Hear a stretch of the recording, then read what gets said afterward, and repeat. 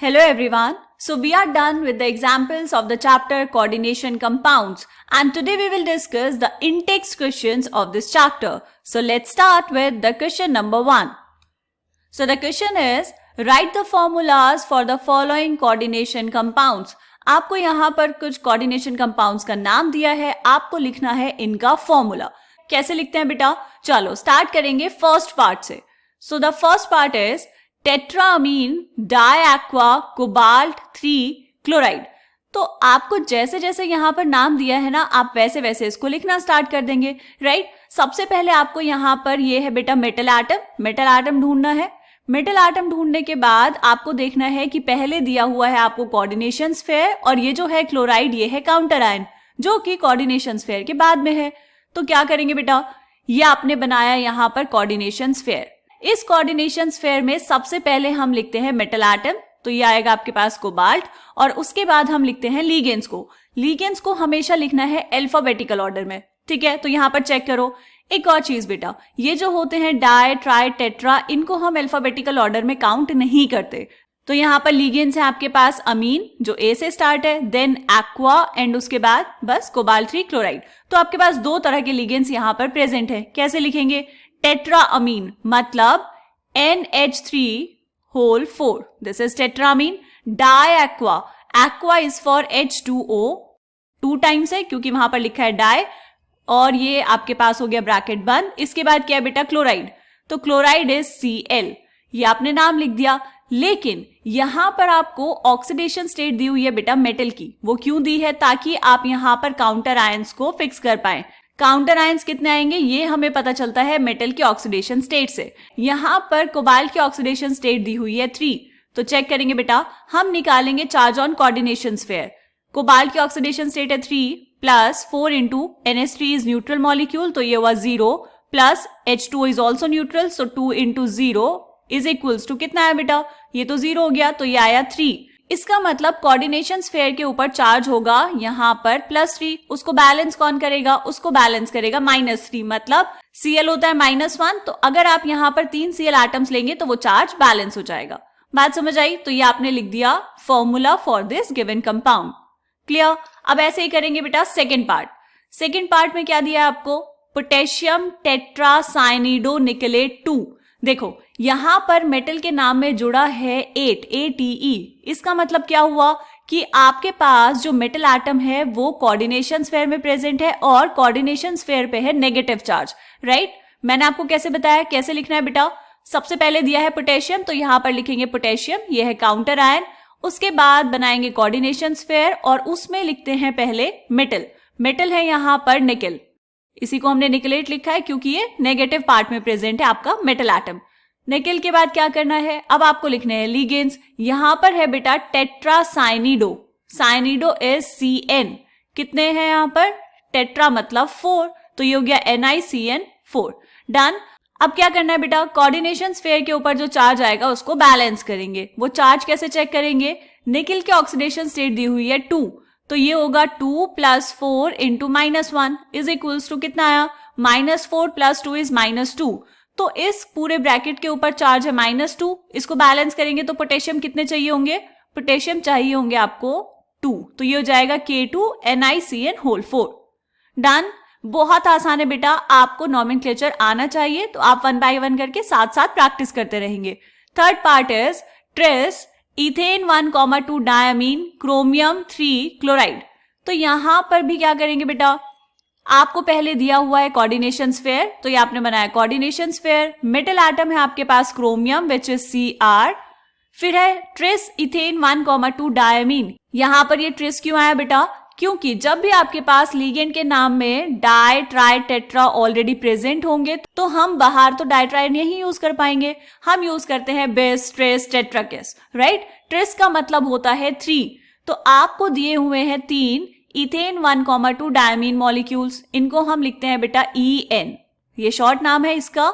EN whole thrice. 3 molecule थे आपके पास. Coordination sphere close और उसके बाद क्या है बाहर? Cl. अब आपको यहाँ पर बैलेंस करना है कोऑर्डिनेशन स्फीयर के ऊपर चार्ज, या फिर हम ये कहें कि आपको बताना है यहाँ पर काउंटर आयंस कितने आएंगे. तो देखो क्रोमियम की ऑक्सीडेशन स्टेट कितनी है? 3, तो ये हो जाएगा +3 और प्लस En कितना बेटा, ये होता है न्यूट्रल। स्ट्रक्चर कैसा होता है इसका, देखो CH2 और यहां पर ये हो जाएगा NH2 एंड ये हो जाएगा NH2। नाइट्रोजन के पास है लोन पेयर ऑफ इलेक्ट्रॉन्स, तो यहां से ये मेटल को डोनेट कर सकते हैं, ठीक है। तो ये होता है न्यूट्रल, इस पे है 0, तो ये आ जाएगा बेटा +3, मतलब यहां पर चार्ज है +3, तो इसको बैलेंस करने के लिए आपको चाहिए होगा यहां पर Cl3, ठीक है, क्लियर। चलो नेक्स्ट पार्ट चेक करो। फोर्थ पार्ट में आपसे पूछा है बेटा अमीन, ब्रोमीडो, क्लोरिडो, नाइट्रीटो N, प्लेटिनेट 2। सबसे पहले क्या ध्यान रखना है, ये है प्लेटिनेट। प्लेटिनेट का मतलब जो मेटल आएगा वो आएगा नेगेटिव पार्ट में, या फिर हम कहेंगे एनायनिक पार्ट में। तो आपने बनाया बेटा कोऑर्डिनेशन स्फीयर, इसमें आपने लिखा मेटल, मेटल कौन है, प्लैटिनम Pt। अब क्या करेंगे, अब सारे लिगेंड्स को लिखेंगे बारी बारी। सबसे पहले है अमीन, अल्फाबेटिकल ऑर्डर में लिखना है, तो यहाँ पर आपको जो नाम दिए हुए हैं उसमें भी जनरली अल्फाबेटिकल ऑर्डर में ही होता है, बट स्टिल आप चेक करेंगे एक बार। सबसे पहले है अमीन, अमीन इज NH3। मैंने इसको ब्रैकेट में क्यों लिखा बेटा, क्योंकि ये है हेटेरोएटॉमिक लिगेंड, मतलब यहाँ पर नाइट्रोजन भी प्रेजेंट है और हाइड्रोजन भी प्रेजेंट है, okay. Then bromido, bromido is Br, chlorido is for Cl, nitrito N, nitrito N मतलब ये है NO2, यहां पर बेटा नाइट्रीटो N लिखा है, अगर नाइट्रीटो O लिखा होता तो हम इसको लिखते ONO। क्यों लिखते हैं ऐसा, क्योंकि ये है एम्बिडेंटेड लिगेंड्स, ये भी हम पढ़ चुके हैं, जहां पर ऐसा कुछ आएगा वहां पर आपको एक्सप्लेन कर दिया जाएगा, ठीक है। ये हो गया NO2, ब्रैकेट क्लोज। अब क्या करना है, अब आपको देखना है इस कोऑर्डिनेशन स्फीयर के ऊपर चार्ज, क्योंकि आपको कोई भी यहां पर काउंटर आयन गिवन नहीं है। चार्ज कैसे कैलकुलेट करेंगे बेटा, प्लैटिनम की ऑक्सीडेशन स्टेट दी है 2, तो ये हो जाएगा 2 plus NH3 is 0 plus Br कितना होता है बेटा -1, Cl कितना होता है -1, NO2 कितना होता है -1, तो ये कितना हो जाएगा यहाँ पर 2 और ये -3, तो ये आ जाएगा आपके पास -1। तो कोऑर्डिनेशन स्फीयर के ऊपर चार्ज है -1। अगर यहाँ पर आपको कोई काउंटर आयन गिवन होता तो हम इस चार्ज को हटा के काउंटर आयन लिख देते, लेकिन काउंटर आयन नहीं दिया है, तो आपके पास आंसर हो जाएगा ये, ऊपर चार्ज आपको मेंशन करना पड़ेगा, ठीक है। 4 पार्ट्स क्लियर। इसके बाद देखते हैं बेटा नेक्स्ट पार्ट। 5th पार्ट में क्या पूछा है आपसे, ऐसे लंबा सा नाम देख के घबरा नहीं जाना है, बहुत आसान होता है नाम लिखना। दिस इज डाइक्लोरिडो, बिस, ethane 1,2 diamine, platinum 4 nitrate, okay.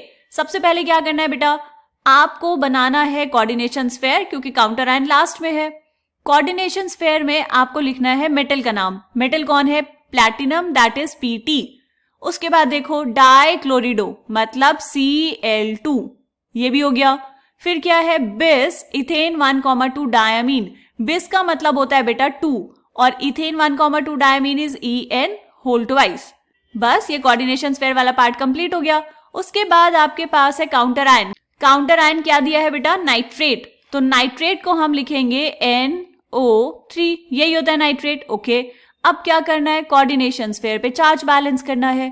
सो प्लैटिनम की ऑक्सीडेशन स्टेट आपको दी है 4 plus 2 into Cl is -1 plus 0 is equals to कितना आएगा बेटा, ये आ जाएगा आपके पास 4 - 2 इज +2। तो कोऑर्डिनेशन स्फीयर के पास चार्ज है +2, इसको बैलेंस करने के लिए आपको -2 चाहिए होगा। और NO3 क्या होता है बेटा, NO3 -1 ऐसे लिखते हैं ना हम, तो आपको 2 नाइट्रेट आयंस चाहिए होंगे, तो यहां पर हम लिखेंगे NO3 का होल ट्वाइस, ठीक है। This is the answer for this part.